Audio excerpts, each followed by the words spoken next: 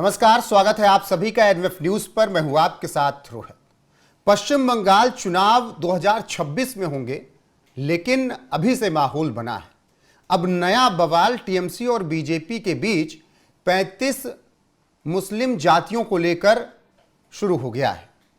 BJP के अपने आरोप हैं, टीएमसी की अपनी सफाई है। इस बीच उन 35 जातियों को लेकर चर्चा करेंगे और क्या कुछ कहा गया है इसके बारे में वो भी बताएंगे। मेरे साथ इस वक्त राजनीतिक समीक्षक प्रियदर्शी रंजन जी हैं। उनसे चर्चा की शुरुआत करें उससे पहले आपको बता देते हैं कि 2014 से ये विवाद कैसे चल रहा है। राष्ट्रीय पिछड़ा आयोग की जांच में 2024 में लोकसभा चुनाव से ठीक पहले ये पाया गया कि जिन 37 समुदाय को ओबीसी सूची में शामिल किया गया था, उनमें से 35 मुस्लिम समुदाय थे। सामाजिक न्याय मंत्रालय ने बताया कि आयोग ने यह सलाह जनवरी 2025 में भेजी थी और संविधान के 102वें संशोधन के तहत किसी भी बदलाव को संसद से पारित करना आवश्यक है। लेकिन ममता बनर्जी अपना ही राग अलाप रही हैं। प्रियदर्शी जी, इन 35 मुस्लिम जातियों को लेकर जो बवाल मचा है, टीएमसी और बीजेपी में जो तकरार शुरू हुई है, इसके पीछे की राजनीति क्या कहती है, थोड़ा समझाइएगा दर्शकों को। देखिए, बिल्कुल, ये अगर राजनीति समझे तो इसमें गहरी राजनीति है। ममता बनर्जी ने जिस तरीके से 2014 के पहले 35 लोगों को शामिल करवा दी थी, 35 लोगों कह रहा हूं मैं, मुस्लिम जातियों को शामिल करवा दिया था ओबीसी में, ये अपने आप में बेहद गंभीर मसला है। 37 जातियां ओबीसी में शामिल हो रही हैं और 35 एक मजहब के, ऐसा कैसे हो सकता है? 41 जातियां, 41 जातियों को लेकर के समीक्षा भेजी गई थी और 41 में से 37 जातियों को चुना गया और 37 में से 35 एक मजहब के और 2 अन्य मजहब के, अन्य धर्म के जातियां हैं। तो ये अपने आप में बड़ा सवाल है। हाईकोर्ट भी इस पर कई बार सवाल कर चुका है, पूछ चुका है। ये मामला उससे भी पहले 2005 से जाता है, जब इस पर पहली बार चर्चा शुरू हुई थी। वहां से भी इसको आप जोड़ करके देख सकते हैं, जब आयोग ने इस तरीके की रिपोर्ट की समीक्षा की थी या भेजा था इस तरीके की चीजों को। और 2014 लोकसभा चुनाव से ठीक पहले इसको सदन में पास करा करके ओबीसी के 35 जातियों को, मुसलमान के 35 जातियों को शामिल कर लिया गया था ओबीसी में। अच्छा, ये मामला कहीं ना इसके पीछे क्या कुछ हित था? देखिए, बिल्कुल बड़ा हित है। पश्चिम बंगाल वो राज्य है जहां मुसलमानों की आबादी करीब करीब 30% है। मुसलमान वहां निर्णायक हैं पश्चिम बंगाल में। और ममता बनर्जी किस तरीके से मुस्लिम तुष्टीकरण की राजनीति करती हैं, ये किसी से छुपा हुआ नहीं है।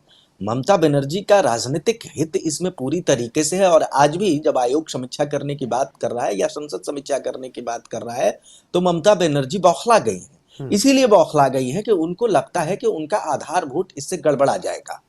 ये जिन लोगों को प्रश्रय दे रखा है, सरकारी लाभ दे रहे हैं, वे लोग अनैतिक तरीके से, गैर कानूनी तरीके से, इसको मैं कहूंगा कि अगर इसकी समीक्षा जब तक नहीं होती तब तक तो गैर कानूनी नहीं कह सकते हैं, लेकिन सवाल तो है कि ये गैर कानूनी है। इस तरीके से आप कैसे कर सकते हैं? संविधान समानता का अधिकार देता है और समानता के अधिकार में अनैतिकता नहीं है कि किसी जाति को, किसी मजहब के लोगों को किसी का हक काट करके आप आगे बढ़ाइए। ऐसा तो नहीं हो सकता है। लेकिन इस मामले में लगता है कि ऐसा ही हो रहा है। किसी धर्म के लोगों के हिस्से को काट करके किसी मजहब विशेष, संप्रदाय विशेष के लोगों को लाभान्वित करने की कोशिश हो रही है पश्चिम बंगाल में। और ये सिलसिला जब चल रहा है 10 सालों से ज्यादा, से 1 दशक से ज्यादा हो गया, तो इस पर तो अब रोकथाम लगना चाहिए। इस पर बिल्कुल समीक्षा होनी चाहिए। मुझे लगता है कि मुसलमानों का पनाहगार के तौर पर विश्व भर के मुसलमान भगोड़े जहां जहां से भाग करके आते हैं, पश्चिम बंगाल में चले जाते हैं, भारत के पश्चिम बंगाल में चले जाते हैं, वहां प्रश्रय इनको दिया जाता है। इसी तरीके से दिया जाता है। पहले तो उनको भारत का नागरिक केन प्राकरण बनाया जाता है। किस तरीके से धांधलियां सामने आ रही हैं, अगर नहीं बना पाते हैं तो वो लोग अवैध तरीके से यहाँ रहते हैं। एसआईआर के मामले में वो भी चीजें सामने आ रही हैं कि किस तरीके से लोग भाग करके बाहर जा रहे हैं। नेपाल में पश्चिम बंगाल के मुसलमानों की बदौलत, यानी पश्चिम बंगाल में जो अवैध तरीके से मुसलमान रह रहे थे, एसआईआर जब शुरू हुआ है उसके बाद वे मुसलमान भाग करके नेपाल में चले गए हैं। और जो नेपाल में आबादी बताई जाती थी वर्ल्ड पॉपुलेशन के हिसाब से, वो था 14 लाख, 14.5 लाख के हिसाब से। अब वहां के मुसलमान नेता दावा कर रहे हैं कि हमारी आबादी 40 लाख हो गई है। ये दिनों दिन और रातों रात कैसे इतना बढ़ गया है? तो यही है। यही तो वजह है कि अब सवाल जब उठ रहे हैं ममता बनर्जी पर, तो वो कह रहे हैं कि ये पूरा केंद्र की राजनीति से प्रेरित है, ये बेवजह का मुद्दा है। आपको भी लगता है बेवजह का मुद्दा उठा रही है बीजेपी? नहीं नहीं नहीं नहीं, ये बेवजह का मुद्दा नहीं है। देखिए, हमेशा से आरक्षण को लेकर के या कैटेगरी बनाने को लेकर के सवाल रहा है, और कैटेगरी तय करना संसद का काम है। ओबीसी में कौन सी जातियां जाएंगी, ये राष्ट्रपति के अनुमोदन पर तय होता है, ये कोई और नहीं करता है। तो ये वहां जब संसद का अधिकार है, राष्ट्रपति का अधिकार है। हाँ, ममता ने तय कर लिया या करवाया, जिस तरीके से चीजों को की उन्होंने, वही तो मामला है कि वे कहीं ये असंवैधानिक मामला तो नहीं है। सुप्रीम कोर्ट को भी एक बार इसकी समीक्षा कर लेनी चाहिए। हालांकि सुप्रीम कोर्ट के जुरिडिक्शन में कितना ये मामला आएगा पता नहीं, लेकिन सुप्रीम कोर्ट को भी एक बार इसका अवलोकन करना चाहिए। राष्ट्रपति को तो पुनर्विचार करना ही चाहिए। जी बिल्कुल, आता हूं चर्चा पे, लेकिन उन जातियों की बात हो जानी चाहिए जिसको लेकर विवाद छिड़ा हुआ है। तो आपको कुछ जातियों के नाम बता देते हैं, उनके उपनाम क्या हैं वो आप समझ लीजिए। पेशेवर कारीगर समूह है जिसमें दर्जी, कसाई, नाविक, बढ़ई हैं। मुस्लिम उपनाम और जातियां कुछ और हैं, वो भी जानिए।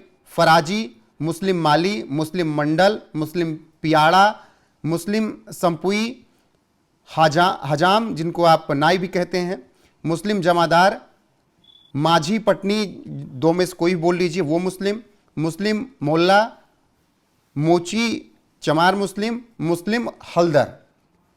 इन जातियां, कई उपनाम भी हैं, इन्हीं को लेकर विवाद बना हुआ है कि इन सब को आपने कैसे शामिल कर लिया दूसरे का हक मार के। तो अगर यहाँ पर प्रियदर्शी जी बात करें मुस्लिम की जातियों को, तो पहले तो मुसलमान इस बात पर अलग खड़ा हो जाता है कि हम में जातियाँ होती ही नहीं। जब उनसे कहो जातियाँ तो कहते हैं ना ना हम सब मुसलमान हैं। लेकिन फ़ायदा लेना हो ममता बनर्जी से तो फिर उनका विरोध नहीं करेंगे। बिल्कुल, देखिए, मुसलमानों में भी जातियां हैं, कई जातियां हैं और कई उपजातियां हैं। ये भ्रम है कि वहां जातियां नहीं होती हैं, या एक तरीके से एक परसेप्शन नैरेटिव बनाने और बिगाड़ने की कोशिश होती है कि सनातन में सिर्फ जाति व्यवस्था है। तो अब देखना होगा कि बंगाल चुनाव से ठीक पहले 35 जातियों को लेकर जो मुस्लिम की हैं बवाल जो छिड़ा है वो कहां पर जाकर थमता है। अभी बीजेपी लगातार सवाल उठा रही है कि आपने गलत तरीके से आरक्षण दिया, और इसी को लेकर हमने चर्चा प्रियदर्शी रंजन जी राजनीतिक समीक्षक से की।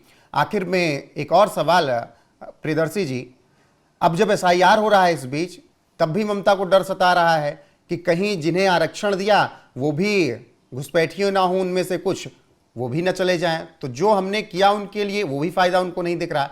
ये डर भी ममता को के अंदर आपको नजर आता है?